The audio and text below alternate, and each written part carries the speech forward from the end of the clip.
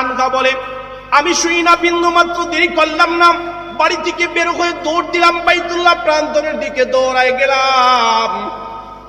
দৌড়ায় যেয়ে দেখি আব্বা সেজদার মধ্যে আছি। সেজদা হালতি আমার আব্বার উপরে পচা গান্ধা গন্ধযুক্ত উটের নারী বুড়ি আমার আব্বার পিঠের উপরে চাপায়া দিচ্ছে। আব্বা সেজদার মধ্যে সুবহান রাব্বিয়াল আ'লা,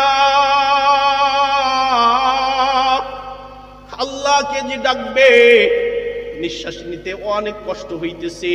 আমি ছোট্ট মানুষ, আমি অনেক কষ্ট কইরা ঠেলা কায়দা কইরা নারী বুড়ি সরায়া দিলাম। আমার আব্বা উঠা বৈশা সোজা হইয়া বাকি সালাত আদায় করতে শুরু করলো।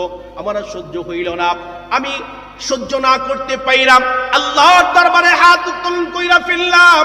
আল্লাহর কাছে বললাম, রব ও তাবারক ওয়া তাআলা রব্বুল আলামিন, আমার আব্বা উম্মতের জন্য আর কত কষ্ট করবে, উম্মতের জন্য আর কত মেহনত করবে। ও রব্বে কারীম তাবারক ওয়া তাআলা বলতে বলতে বলতে বলতে এক পর্যায়ে বইলা ফেললাম, আল্লাহ আমার আব্বাকে যারা কষ্ট দেয়, আমার আব্বার গায়ের উপরে যারা নারী বুড়ি চাপায়া দিছে, আল্লাহ তাদেরকে তুমি ধ্বংস কইরা দাও।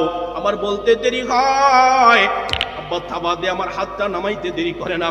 নামায়া কি বলে জানেন? ও উম্মতে মুহাম্মাদি, শোনো কেমন রাসূল পেয়েছিলাম, কেমন হাবিবে কিবরিয়া পেয়েছিলে। এমনি এমনি বলে, ওমা আরসালনাকা ইল্লা রাহমাতাল লিল আলামিন।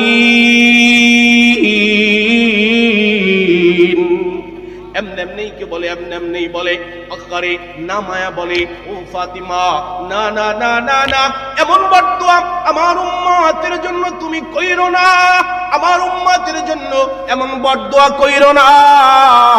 আমার উম্মতের জন্য এমন বদদুয়া তুমি যদি বাইতুল্লাহ প্রান্তরে দাঁড়ায় করো, আর আমি যদি বইলা ফেলি আমিন, আমার উম্মত ধ্বংস হয়ে যাবে। আরে শুধু তাই নেই, হাবিবে কিবরিয়া উম্মতের মায়া এত পরিমাণ কলিজার মধ্যে ছিল, এত পরিমাণ কলিজার মধ্যে ছিল, যদি বলতে যাই ওটাও তো বলতে হয়। আরে হাবিবে কিবরিয়া ফজরে